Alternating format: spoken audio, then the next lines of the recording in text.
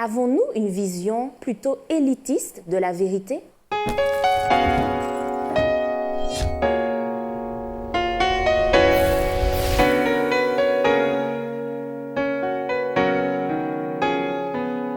Je vous retrouve avec plaisir dans le cadre de votre émission Autrement dit, afin de poursuivre les études du trimestre qui sont centrées sur le livre des Actes des Apôtres.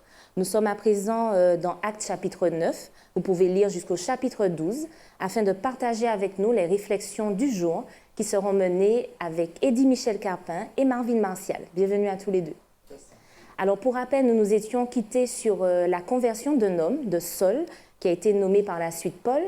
Mais quels ont été les enjeux, les problématiques réellement auxquelles ont été confrontés les premiers apôtres, les premiers disciples?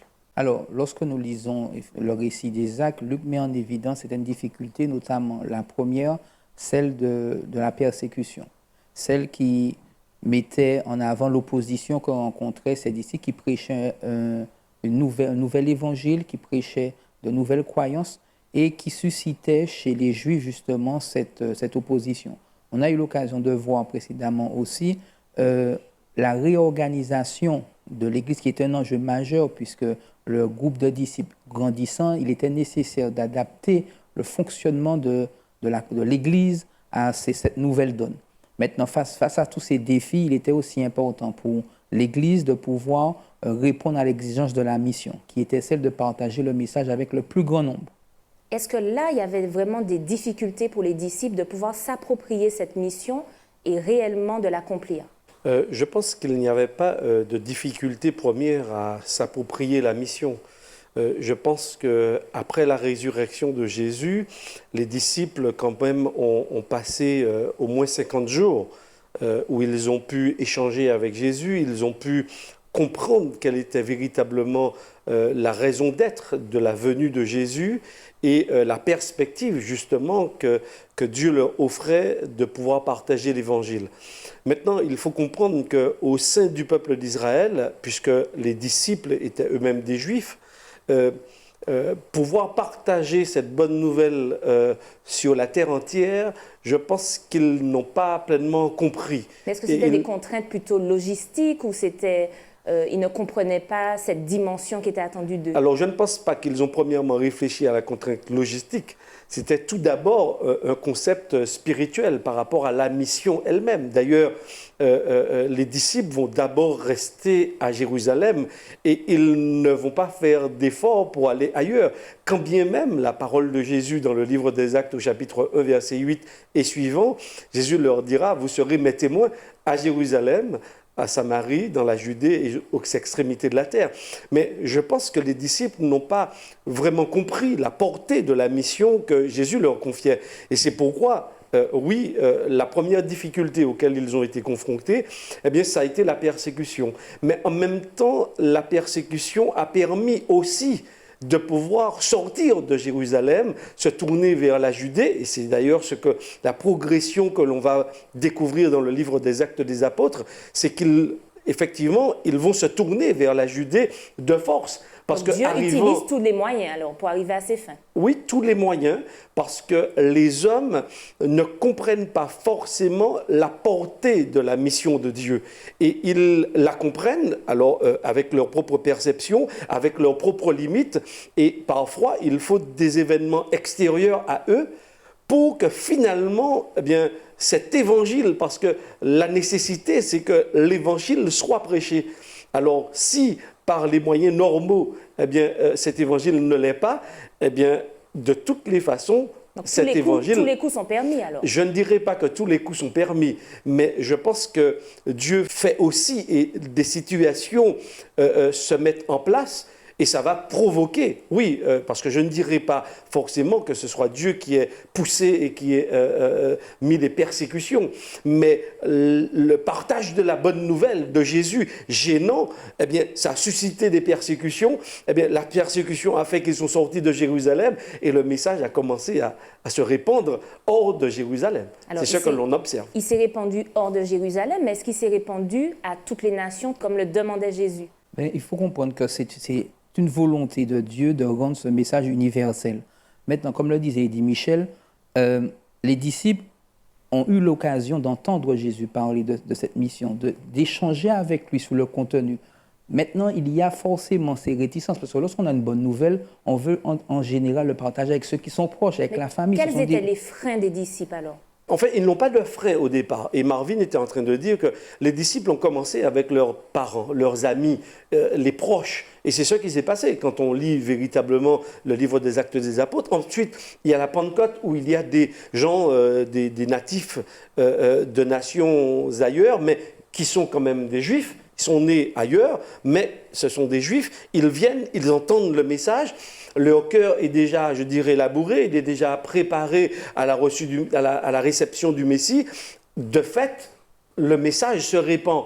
Bon, mais ils prêchent à des convertis. Alors pour l'instant, c'est bien cela. C'est qu'ils prêchent déjà à des gens qui ont déjà une certaine connaissance, à un terroir déjà, je dirais, fertilisé, qui est déjà préparé. Le terrain est déjà labouré. Mais l'objectif de Dieu, ce n'est pas seulement de toucher ces personnes qui sont prêtes, mais c'est aussi d'aller beaucoup plus loin et de se tourner justement vers les païens. Mais comment se tourner vers les païens? C'est là aussi la question. Quelle est la pédagogie qu'a employé Dieu pour leur permettre d'accomplir cette mission? Nous avons eu l'occasion de voir dans l'étude précédente, dans l'appel de Paul, que Jésus a arrêté Paul. Jésus a choisi un individu qui, dans sa logique, était un fervent serviteur de Dieu, et il s'est rendu compte avec cette rencontre que non, il persécutait. Et ça a été une manière pour Dieu de pouvoir s'approprier les compétences d'un homme pour cette mission. Nous le verrons certainement après, puisque le livre des Actes va développer le ministère de cet homme. En tout cas, prenons l'exemple de Pierre aussi. Pierre c'est un juif qui a grandi qui a évolué avec Jésus, qui a reçu l'enseignement de Jésus, donc qui a été enseigné sur la mission. Mais Pierre a une difficulté. Bon, Eddie Michel dit que ce n'est pas réellement une difficulté, mais je crois que c'est une difficulté parce que le fait d'être un bon juif, d'avoir été élevé avec cette notion que Dieu a son peuple, que le peuple juif est le peuple choisi par Dieu, le peuple qui bénéficie de la grâce de Dieu. Avec cette idée, il est difficile parfois de casser cela et d'aller vers. Eddie Michel disait qu'à la Pentecôte, des Juifs qui sont venus d'un peu partout ont entendu le message, ont d'ailleurs leur réponse à la prédication des disciples. Que ferons-nous pour être sauvés? Et les disciples, faites-vous baptiser et vous serez sauvés. Ils repartent chez eux. Donc forcément, ils rapportent avec eux cette bonne nouvelle. Donc le message est diffusé. Maintenant, Dieu a besoin d'hommes pour pouvoir porter ce message, pour pouvoir nourrir ce peuple. Dieu va se choisir, on l'a vu dans une leçon précédente, un homme. Il va arrêter Paul. Cet homme qui croyait être dans la vérité, qui croyait combattre pour le nom de Dieu, va se rendre compte que finalement, il n'est pas du tout dans la vérité. Dieu va déjà choisir cet homme. Eddie Michel disait que si la persécution a été un élément important pour la propagation de l'évangile, c'est vrai que ce n'est pas toujours la méthode que Dieu utilise.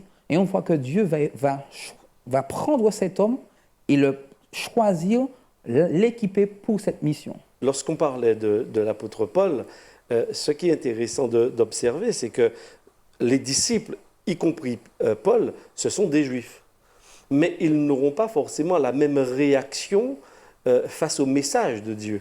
On va observer dans la vie de Paul, bien qu'il puisse s'intéresser fortement à ses frères juifs, mais il aura aussi à cœur de partager l'évangile à toutes les nations. Alors, comment expliquer cette sensibilité qu'il avait alors? Justement, c'est que Dieu l'a ressenti chez Paul, parce que je pense que son engouement pour la cause, son dévouement également pour la cause, était sans limite. Elle était sans limite. Et je pense que cette rencontre qu'il a eue avec Jésus, eh bien, lui a permis de comprendre que cet évangile, eh bien, dépassait la nation juive. Pourtant, les autres ont eu aussi une rencontre avec Jésus. Mais ils n'ont pas perçu ce que lui, Paul, a perçu. Ça veut dire que Dieu va travailler avec les hommes, avec leurs limites, avec leur compréhension. Il ne va pas les mettre de côté parce qu'ils ne comprennent pas totalement, non. Et ce qui est intéressant de voir, par exemple, à partir de Actes chapitre 10, c'est que l'évangile porté hors des frontières de Jérusalem et particulièrement auprès des païens, va d'abord se faire, non pas avec Paul, mais va se faire d'abord avec Pierre, vraiment un juif. Je ne dirais pas que Paul n'était pas un juif, mais quand même dans la tradition rurale, je dirais, oui, tout à fait, Pierre, apôtre de Jésus. Tandis que Paul, c'est quand même celui qui est l'appelé, celui qui va porter l'évangile loin. C'est aussi un juif, c'est quelqu'un qui est vraiment attaché à ses racines, mais à l'opposé de Pierre, je dirais qu'il a compris des choses que Pierre n'avait pas perçues. Et ça, dans notre vie, et jusqu'à aujourd'hui, il y a des choses que nous percevons que les autres ne perçoivent pas. Mais Dieu n'exclut pas les gens, et c'est ce que je voulais dire, c'est qu'il les rassemble pour qu'ensemble, ils puissent accomplir la mission. La mission ne se fera jamais avec un seul Paul. Elle ne se fera jamais avec un seul Pierre. Elle ne se fera jamais avec un seul Barnabas. Non, on a besoin de Paul, on a besoin de Silas, on a besoin de Timothée. Ça veut dire qu'on a besoin de tous. Et c'est ce que je retiens, premièrement, dans la pédagogie de Dieu pour partager l'Évangile. Alors, quelle a été la méthode employée par Dieu pour qu'ils comprennent que ce n'était pas une élection spéciale pour le peuple juif?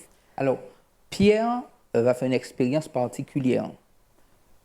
Le livre des Actes rapporte l'expérience de Corneille, ce centenier romain qui nous dit qu'il craignait Dieu, qui faisait des aumônes, qui faisait des actes de bonté, qui était reconnu. Cet homme n'est pas juif. Cet homme a entendu parler de Dieu, de Christ. C'était un Romain. C'est un Romain. Cet homme est dans une dynamique d'attachement à Dieu et Dieu va envoyer, nous donne une vision, lui dit d'aller chercher un homme. À la Jopé, d'aller chercher un homme. Cet homme, c'est Pierre. Pierre, lui, qui ne sait pas que ces hommes viennent à lui, reçoit aussi une vision. Au moment de manger, il voit une nappe qui descend. Sur cette nappe, il voit des animaux purs, des animaux impurs, et Dieu lui dit, tue et mange. Oh là là, quel sacrilège.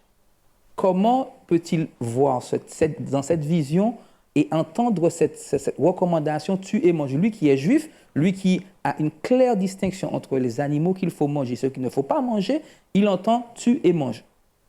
Pierre est perturbé forcément parce qu'il ne comprend pas ce que ça veut dire. Mais là, était-ce une vision pour une nouvelle révélation, j'ai envie de dire, pour annuler justement cette distinction entre les aliments purs et impurs? Dans le cadre dans lequel nous sommes de Actes chapitre 10 et chapitre 11, nous sommes dans le cadre de la mission qui est portée vers les païens. Et il faut lire tout le texte sous cet angle-là. Qu'est-ce que Luc veut nous faire comprendre? Donc c'est un texte qu'on lit dans Actes chapitre 10. Tout à fait. Qu'est-ce qu'il veut montrer? Tout d'abord, il va montrer ce païen, un Romain, un soldat romain. C'est un occupant par rapport aux Juifs. Ce sont eux aussi qui ont permis justement la crucifixion de Jésus. C'est quand même un paradoxe, n'est-ce pas, que Dieu ici décide, et d'ailleurs dans le texte au verset 3, il est dit que Corneille vit distinct, il a une vision. C'est incroyable. Ce n'est pas la seule fois dans la Bible, puisqu'on a les songes de Nebuchadnezzar et d'autres personnages qui ne sont pas forcément juifs, qui ont des songes interpellés donc par Dieu. Deuxièmement, lorsqu'on lit le verset 3, c'est qu'il vit distinctement en vision un ange de Dieu entrer chez lui et l'interpeller. Donc déjà là, je pense que Luc veut nous conduire en quelque part. Il veut nous orienter et nous dire, mais moi je suis un païen, et un ange entre chez un païen. Donc, on a déjà l'orientation de tout le texte. Ça veut dire que Dieu ne fait pas de distinction. Qu'il soit juif ou qu'il soit païen, l'important, c'est de savoir que cette personne, c'est quelqu'un que Dieu aime et quelqu'un à qui Dieu veut apporter le salut. Mais pourquoi Dieu s'est attardé sur le cas de Corneille précisément? Est-ce que Dieu se révèle à tous les hommes? Oui, parce que le cas de Corneille, je dirais, est symbolique par rapport à ce que je disais précédemment. C'est-à-dire que Corneille, c'est comme l'occupant, c'est le Romain, c'est le païen par excellence, mais je dirais. Il dit que c'était un homme pieux aussi. Ah oui. Est-ce que c'était un homme spécial qui fait que Dieu s'est attardé sur lui précisément? Oui, vas-y. Si je peux me permettre. Tout à fait. Cette notion d'homme pieux, d'homme craignant Dieu est importante parce que cela signifie qu'à partir d'un moment où un homme choisit, quelle que soit son origine ethnique, quel que soit d'où il vient et de quelle strate de la société il est, à partir du moment où il est dans cette démarche de recherche de Dieu, de communion avec Dieu, Dieu est attentif à sa progression. Donc ça, c'est la condition de base, pour que Dieu nous parle, Dieu nous envoie une vision, une révélation qui s'intéresse à nous. C'est déjà un préalable, puisque l'objectif, quand on voit le texte, c'est que Pierre puisse venir chez cet homme et pouvoir lui porter des éléments supplémentaires dans sa compréhension, mais dans sa marche avec lui. Et cette vision de l'ange qui rentre chez lui, qui l'envoie chercher cet homme, et Pierre de son côté qui reçoit aussi cette vision, ces deux visions mises ensemble, c'est la pédagogie de Dieu. Dieu prépare les cœurs à recevoir le message, mais Dieu prépare aussi ceux qui doivent porter ce message. Mais on se rend compte que c'est parce que cet homme, Luc présente cet homme comme celui qui est déjà dans une démarche de recherche d'une relation intime avec Dieu. Alors, tu disais qu'il y avait une préparation de la personne qui va vers l'intéressé, et en même temps, des deux côtés, on voit une vision. Alors, pourtant, il y a beaucoup d'interprétations, beaucoup d'opinions, de religions. Alors, comment comprendre que parfois, on n'a pas la même lecture des événements? Et on ne converge pas forcément vers la même chose. C'est normal parce que je crois qu'il faut que nous demandions constamment à Dieu de nous éclairer par rapport au texte. Lorsque Luc va écrire le livre des Actes des Apôtres, certes, il est conduit par Dieu pour écrire, mais il a aussi une volonté, il a un message qu'il veut faire passer. Lorsque nous observons, je dirais de façon objective le texte, on voit bien que l'idée dans Actes chapitre 10 et chapitre 11, c'est de montrer que Dieu veut que l'évangile atteigne les païens. Et d'ailleurs, la description qui est faite de Corneille, c'est un homme pieux. C'est-à-dire qu'on a un homme qui n'est pas juif, mais qui a un comportement de juif. C'est un paradoxe, je dirais, parce qu'on pourrait se dire, bon, c'est un païen, parce qu'il est romain, il est païen. Or, on constate qu'il est extrêmement sensible à tout ce qui concerne la nation juive. Le comportement, il est pieux, il fait des largesses, c'est-à-dire il s'intéresse aux pauvres, etc. Il a déjà en lui le comportement. Maintenant, ce n'est pas pour cela que Dieu l'interpelle, parce que Dieu interpelle qui il veut et à n'importe quel moment. Mais Dieu répond à la prière de cet homme à ce moment précis parce que Dieu a une intention. Il a une intention non pas premièrement, oui, Corneille, c'est vrai, mais premièrement pour Pierre. Parce que c'est Pierre qui est censé être le disciple. C'est celui qui est censé apporter et porter cet évangile aux autres. C'est un cas pratique pour Pierre. C'est un cas pratique pour Pierre. Et je dirais, s'il faut redéfinir l'intitulé de ce chapitre, je dirais qu'on pourrait aussi le lire comme étant la conversion de Pierre. Pas la conversion de Corneille, mais la conversion de Pierre pour que Pierre sorte de son concept, de sa compréhension de la mission, vers une autre compréhension, celle de Dieu. Personnellement, c'est la trame, en fait, que je découvre dans ce texte de Actes chapitre 10. Alors, on voit la rencontre. Vas-y, Marvin. Pour compléter, parce que lorsque Pierre va venir vers Corneille et les membres de sa famille, et qu'il va leur parler, le Saint-Esprit descendra sur Corneille. Mais comment le Saint-Esprit se manifeste? Ici, le Saint-Esprit se manifeste par le parler en langue. Est-ce que le Saint-Esprit se manifeste toujours par ce don qu'il attribue de pouvoir parler en langue? Alors, non, ce n'est pas toujours de cette manière que la présence du Saint-Esprit se manifeste. Mais en tout cas, dans cette expérience, dans l'expérience de Corneille et de Pierre, il était nécessaire que le Saint-Esprit se manifeste de cette manière. C'était toujours la pédagogie de Dieu. Et Eddie Michel disait que Dieu est en train de travailler avec Pierre. Et Dieu a besoin que Pierre comprenne que le Saint-Esprit est donné à ceux qui ont le cœur circoncis, pas simplement ceux qui sont circoncis de chair, mais qui ont cette volonté de suivre Dieu et ses recommandations. Et d'ailleurs, Pierre et ceux qui vont l'accompagner vont être étonnés de voir que Dieu accorde le Saint-Esprit à cet homme. Mais c'est puisque pourquoi? Pierre a eu l'expérience du baptême du Saint-Esprit. Les langues dans la chambre haute, les langues de feu sont descendues et se sont mis à parler en langue. Et c'est une expérience que Pierre connaît. Et Pierre est capable d'identifier dans la manifestation présente de l'Esprit cette même expérience qu'ils ont vécue, eux, les disciples, dans la chambre haute. Et Dieu et comme tu disais, Eddie Michel, donne une pédagogie d'explication à son disciple, pour lui permettre de mieux comprendre ce qu'il attend de lui en tant que disciple porteurs de cet évangile. Alors, on avait vu dans une étude précédente que le parler en langue, c'était en fait des langues étrangères. Mais là, est-ce qu'il y avait des étrangers dans la pièce? Ils parlaient en langue, mais quelle langue? Alors, effectivement, ce n'est pas clairement dit dans ce texte-là.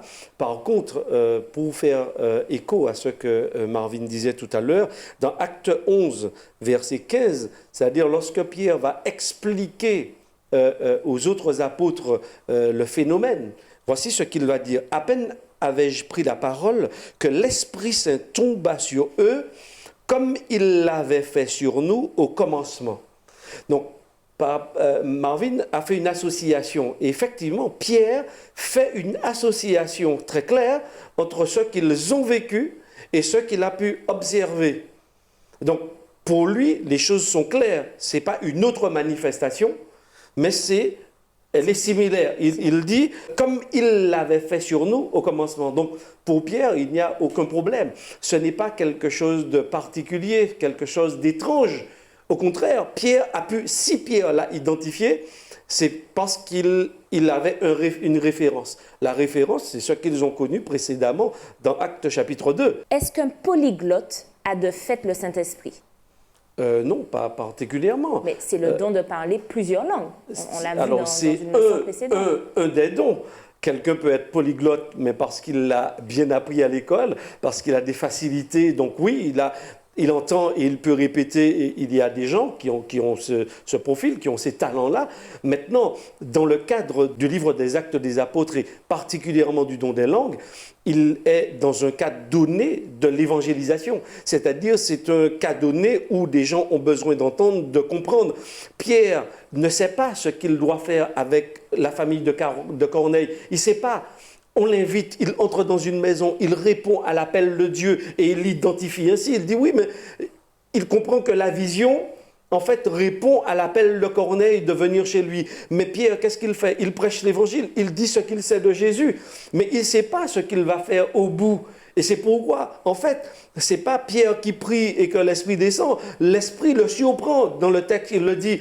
Et il dira, bon, ben, si l'Esprit est descendu sur eux, eh bien, je ne peux pas m'empêcher de les baptiser. Donc, en fait, Pierre est mis au pied du mur. Mais pourquoi les baptiser, dit Michel? Parce qu'ils ont déjà été baptisés d'Esprit. Là, c'est un cas inédit. On avait vu dans une étude précédente qu'il y avait d'abord le baptême d'eau et simultanément, si je me rappelle bien, il y avait le baptême de l'Esprit. Mais là, c'est l'inverse. Là, ils ont reçu le Saint-Esprit avant même d'être baptisés. Donc, est-ce nécessaire de les faire passer par le baptême d'eau?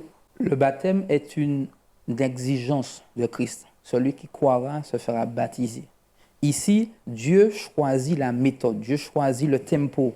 Maintenant, Pierre est dans cette logique où il les invite à faire alliance avec Dieu en passant par les eaux du baptême. Dans d'autres circonstances, ces baptêmes sont simultanés. On reçoit le baptême de cet esprit en se faisant baptiser. Mais ici, Dieu choisit la méthode. Et ça, c'est aussi lié à la pédagogie de Dieu. C'est Dieu qui dirige. C'est Dieu qui choisit comment Dieu appelle, Dieu équipe, Dieu surprend, Dieu se manifeste comme il l'entend. Maintenant, Pierre ne fait que répondre à la manifestation que Dieu lui donne. Tout à fait. Maintenant, le principe de base que Jésus va donner, c'est-à-dire vous serez baptisés, vous recevrez l'Esprit, même dans la vie de Jésus, cela s'est manifesté ainsi. On voit, hein, il se fait baptiser, il est couvert de l'Esprit ensuite, etc. N'empêche pas l'exception. Et nous sommes dans un cadre, pour moi, le livre des Actes des Apôtres, c'est vraiment la pédagogie de Dieu mise en œuvre pour que les hommes puissent comprendre le plan et le grand projet de Dieu.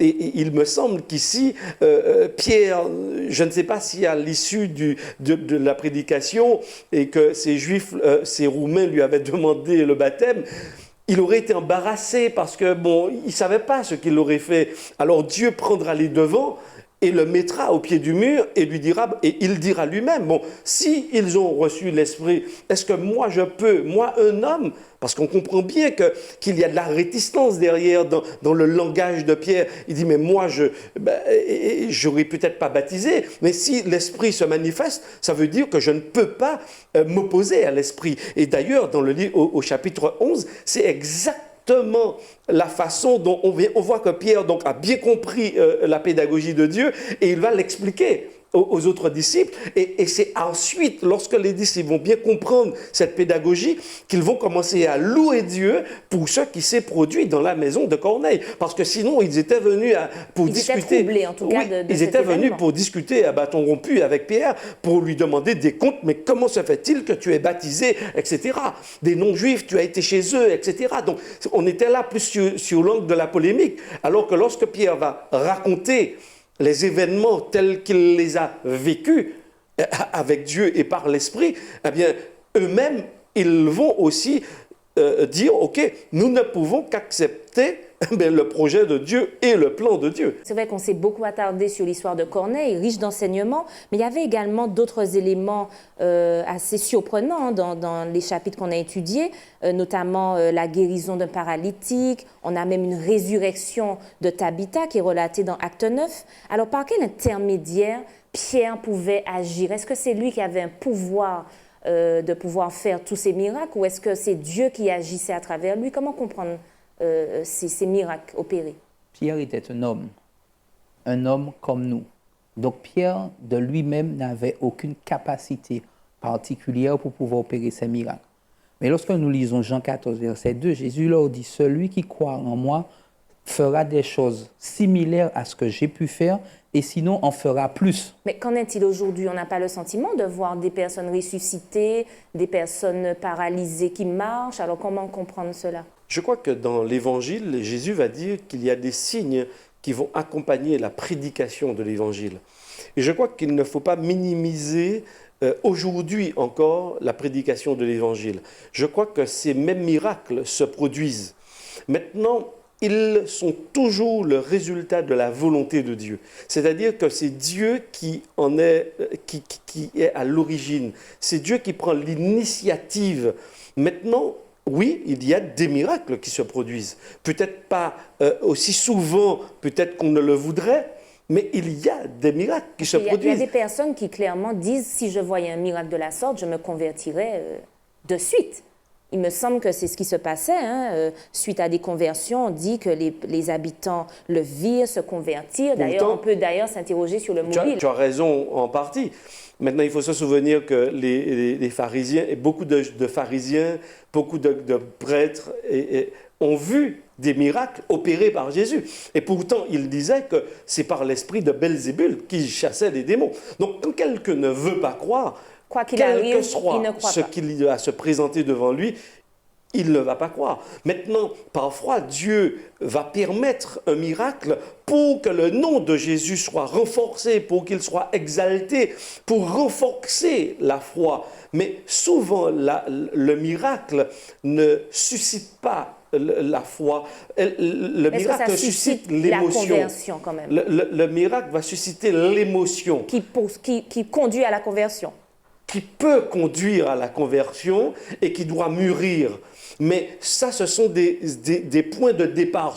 J'appelle ça, moi, des points d'accroche pour permettre à Dieu de poursuivre une œuvre beaucoup plus profonde avec nous. Mais si on s'arrête simplement au miracle, tous les jours, on va demander un miracle particulier à Dieu, et le jour où il n'y en aura pas, eh bien, on cessera de faire confiance à Dieu. Est-ce qu'on peut demander des miracles à Dieu, une guérison, une résurrection?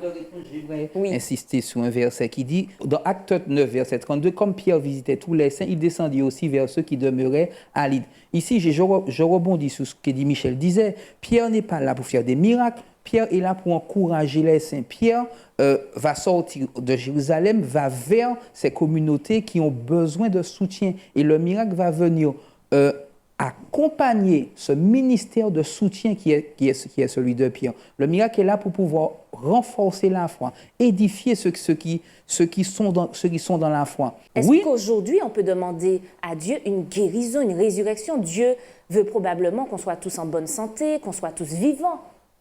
Oui, et Dieu le fait. Mais le fait de demander à Dieu, c'est légitime. Le fait de répondre, c'est la légitimité de Dieu. Et je crois que notre foi ne doit pas reposer sur le faire ou le non-faire de Dieu d'aujourd'hui.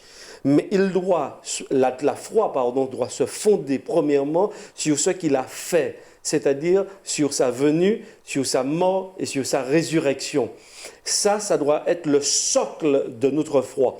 Et si Dieu a fait ça par amour pour nous, alors les non-réponses de Dieu, peut-être à une question d'aujourd'hui, à un miracle d'aujourd'hui, ne signifie pas que Dieu n'est pas présent, ne signifie pas que Dieu ne m'aime pas. Au contraire, ça doit me permettre de m'appuyer encore plus sur Dieu, parce que le projet de Dieu, c'est pas seulement sur le court terme, dans l'immédiat là. Le projet de Dieu est beaucoup plus grand que simplement ma vie, mon quotidien.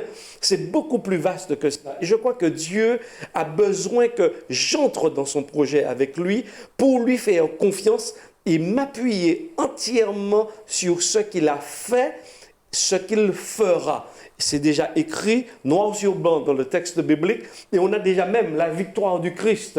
Et je crois qu'il faut qu'on s'appuie entièrement sur cette victoire parce qu'elle est déjà certaine, elle est déjà écrite, cette fin de l'histoire. Eh bien, je crois qu'en dépit, et Dieu le fait, mais en dépit des miracles, appuyons-nous d'abord sur ce qu'il fait et son amour pour nous et le pardon qu'il nous apporte et la guérison qu'il nous apporte par rapport au péché dans sa mort et dans sa résurrection. Et ce seront les mots de la fin. Merci en tout cas à vous deux pour votre contribution active à cette émission. Et merci à vous de nous avoir suivis. Rendez-vous à une prochaine émission d'Autrement dit.